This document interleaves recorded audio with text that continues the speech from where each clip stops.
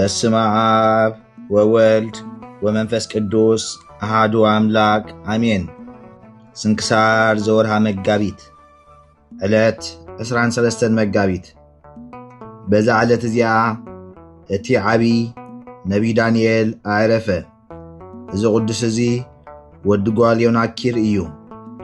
ናቡከደነፆር ኣብ መበል 16 ዓመት መንግስቱ ንኢየሩሳሌም ምስ ማረኻ ዮናኪር ንሰለስተ ደቂ ዳንኤል ወዲ ጓል ወሰዶም። ደቂ እስራኤል ከዓ ምስኦም ተማረኹ። ዮናኪር ከዓ ወዲ ኢያቄም እዩ። ከምቲ ኢሳይያስ ንሕዝቅያስ ንጉሥ ዝተነበዮ ንሱ ናይ ቤት ንጉሥ ኣቑሑት ኩሉ ወሰደ፣ ከምኡውን ናይ ቤት እግዚአብሔር ኣቑሑት ወሰደ። እዚ ነቢይ ዳንኤል ብዕድመ ንእሽቶይ ነበረ፣ ፍጹም ዓብይ ገድሊ ተጋደለ። ኣብ ልዕሊኡ ከዓ መንፈስ ቅዱስ ወረደ እሞ ኣብ ሃገር ባቢሎን ተነበየ። ካብ ምርኮ ኣብ 4ይ ዓመት መንግስቱ ናቡከደነፆር ብምርአያን ምትርጓማን እናተደነቀ ራእይ ረአየ። አጸቢቁ ከዓ ሰንበደ። ካብ ድቃስ ምስተንስአ ድማ ረስዓ። ንናይ ባቢሎን ጥበበኛታት ኩሎም ከዓ ኣከቦም። ነታ ዝሓለማ ወይ ዝረአያ ራእይ ምስ ትርጉማ ክነግርዎ ድማ ሓተቶም። ንሳቶም ግና ነታይ ራእይ ኮነ ንትርጉማ ክፈልጥዋ ኣይከኣሉን። ንሱ ከዓ ንኹሎም ጠቢባን ባቢሎን ክቐትልዎም ኣዘዘ። ዳንኤል ከዓ ካብ ንጉሥ እዚ ሰንብት ትእዛዝ ከም ዝወፀ ምስ ሰምዐ ማለት ንኹሎም ጠቢባን ባቢሎን ከም ዝቐትልዎም ንዕኡ ኾነ ንዕርኽቱ 3 ደቂውን ከም ዘይሓድግዎም ፈለጠ። ሽዑ ነቲ ናይ ንጉሥ ሓለቓ ሰራዊት ሓተቶ። ንሱ ከዓ ብዛዕባ ንጉሥ ዝረአዮ ሕልሚ ኩሎም ጠቢባን ባቢሎን ግብፅን ተርጊሞም ክነግርዎ ኣይከኣሉን በሎ። ዳንኤል ከዓ ነቲ ሓለቓ መገብቲ ብዛዕባ ንንጉሥ ንገሮ፣ ኣነ ናይቲ ራእይ ትርጉም ንንጉሥ ክነግሮ እየ በሎ። ድሕሪዚ ዳንኤል ናብ እግዚአብሔር ጸለየ። እቶም 3 ደቂ ድማ ምስኡ ጸለዩ። ናይቲ ንጉሥ ዝረአዮ ራእይ ትርጓሚኣ ክገልጸሉ ማለደ። እግዚአብሔር ከዓ ገለጸሉ እሞ ዳንኤል ናብ ንጉሥ ኣትዩ ሕልሙን ትርጓሚኡን ነገሮ። ብዛዕባ ድሕሪኡ ዝነግስ ነገስታት ምዃኑ እቲ ኣብ ነፍሲ ወከፎም ዝኸውን ኩሉ ድማ ገለጸሉ። ንናቡከደነፆር ከዓ እቲ ናይ ዳንኤል ቃልን ትርጉምን ባህ ኣበሎ። ኣብ ቅድሚኡ ሰገደ። ብዙሕ ገጸ በረኸትን ህያባትን ከዓ ሃቦ፣ ኣኽበሮ።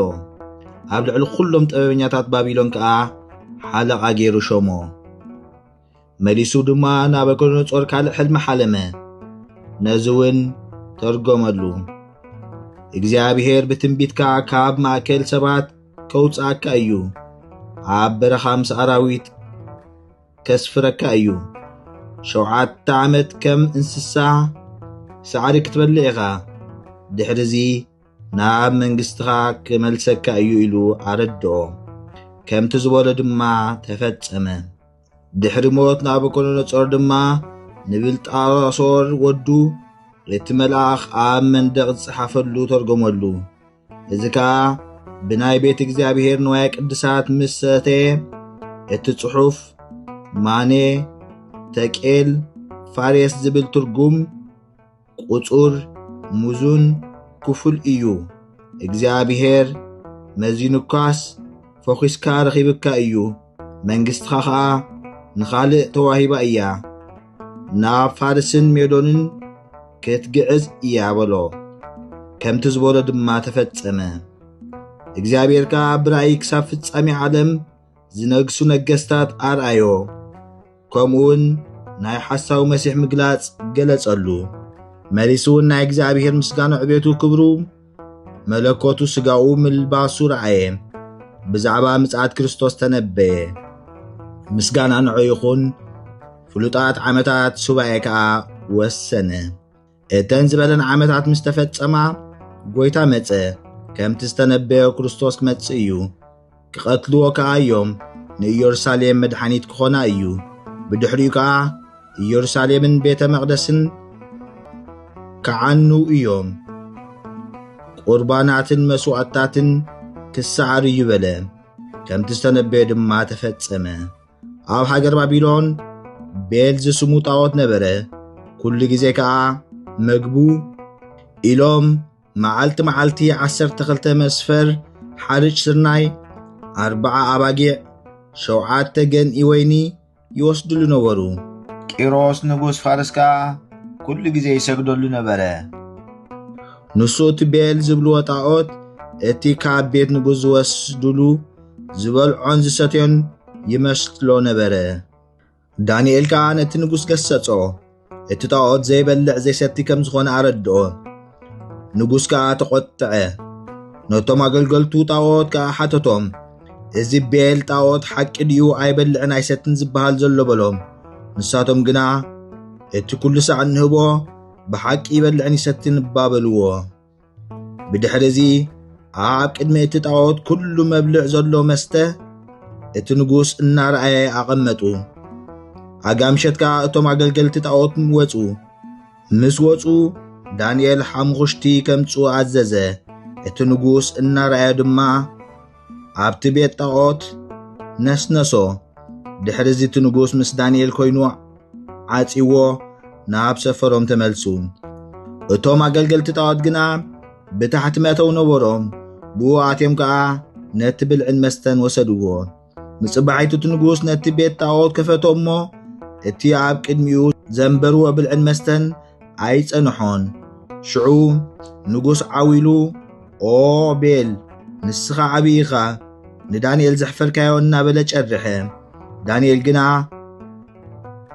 ኣብ ልዕሊኡ ሰሓቐ ንንጉስ ከዓ ኣብቲ ሓሙኽሽቲ ኣሰር ሰቦትን ኣንስትን ቆልዑን ኣርኣዮ ቅድሚዚ ንጉስ ንዳንኤል ስለምንታይ ኢኻ ነዚ ኣምላኸይ ዘይትሰግድ ይብሎ እሞ ዳንኤል ከዓ ኣነ ንጣዖት ኣይሰግድን እየ ነቲ ሰማይን ምድርን ዝፈጠረ ሕያው እግዚኣብሔር ዝሰግድ ኢልዎ ነበረ ብዛዕባ እዚ እቲ ጣዖት ከም ዘይበልዕን ከም ዘይሰትን ነቲ ንጉስ ገለጸሉ ንጉስ ከዓ ነዚ ርእዩ ኣብቶም ኣገልገልቲ ጣዖት ተቆጥዐ ምስ ኣንስቶምን ደቆምን ቀተሎም እቲ ቤል ጣዖት ከዓ ንዳንኤል ሃቦ እሞ ንሱ ከዓ ሰበሮ ነቲ መቕደሱ ከዓ ኣፍረሶ ካልእ እውን ሰብ ባቢሎን ፋርስን ዝሰግድሉ ዓብይ ገበል ነበረ ንጉስ ከዓ ንዳንኤል ሕጂኸ ነዚ ገበል ኣምላኽ ኣይኮነን ክትብል ኣይትኽእልን ኢኻ ስለዚ ንሱ ሕያው ኣምላኽ እዩ ስገደሉ በሎ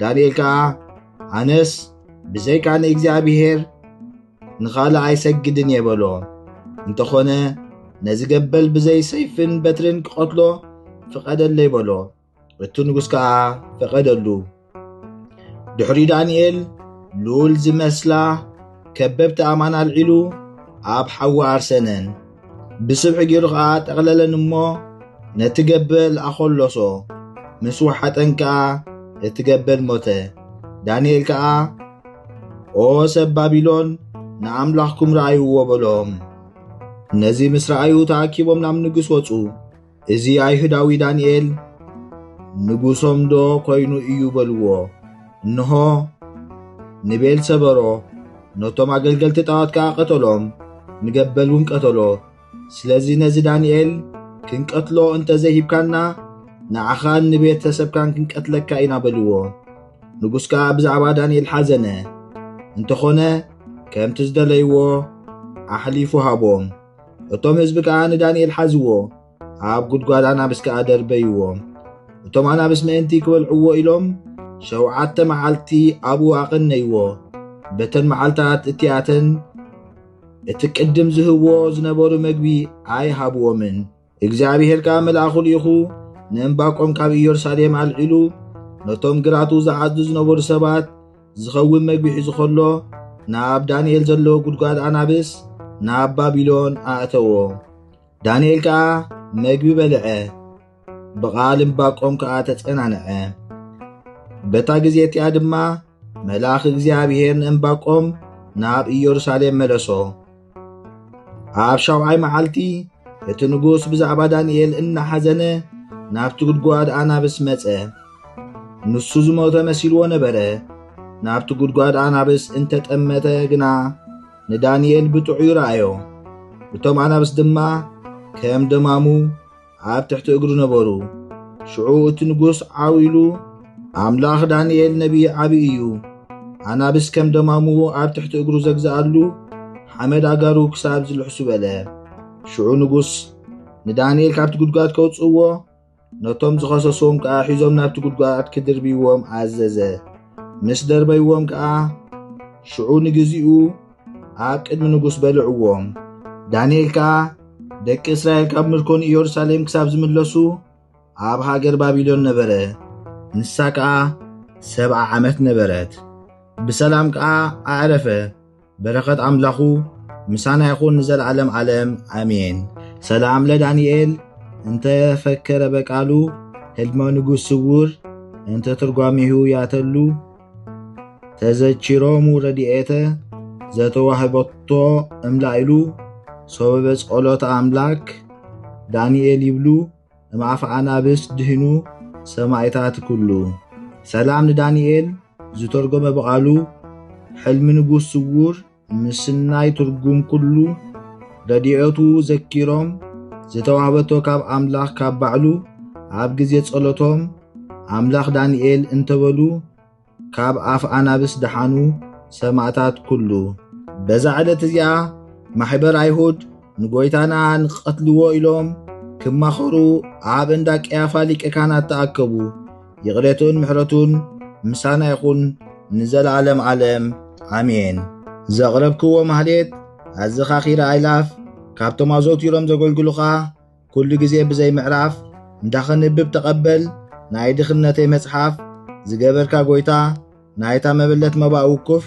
ካብ ዘእተውዎ ሃብታማት ናይ ሃብቶም ተረፍ ቅዱሳን ነቢያት ሐዋርያቱን ሰባኽያን ሰማዕታት ምስ ጻድቃን ደናግል ከዓ መነኮሳቱን ሄራን ባርኾት ባርኹ ማሕበር ቅድስት ቤተ ክርስቲያን ካብ ዝዓበየ ሽማግለ ክሳብ ዝነኣሰ ህፃን ንዝፀሓፎ ብመጽሓፍ ንዘጽሓፎም ብምድራስ ንዘንበቦ ንዝተርጎሞ ብልሳን ሓዲስ ንቓሉን ሰምዐ ብእዝኒ መንፈስ ብጸሎት ኣዲኡ ማርያም ዓራቂት ካብ ኩሉ ምባኣስ ኣሕቢሩ ይምሓረና ኢየሱስ ክርስቶስ ሰላም ንዓኹም ጻድቃን ምስ ሰማይት ዘዕለፍኩም በዝሎም ዕለት ንዓለም ዘሰነፍኩም ኢኹም ንስኻትኩም ብኩሉ ትዕግስት ኣብ ቅድሚ ፈጣሪ ለምኑ ብኩሉ ሰዓት ብዘይካ ንስሓ ንዓና ከይወስደና ሞት ሰላም ንዓኹም ናይ ዝዓለት እዚኣ ጻድቃን ኩልኹም ሰቡትን ኣንስትን በብኣስማትኩም ቅዱሳን ሰማይን ምድርን ማሕበር ስላሴ ንስኹም ምእንቲ ማርያም ኣዲኡ ዘኩርና ብጸሎትኩም ንኽትሕልውና ተማሕፂና ኣሎና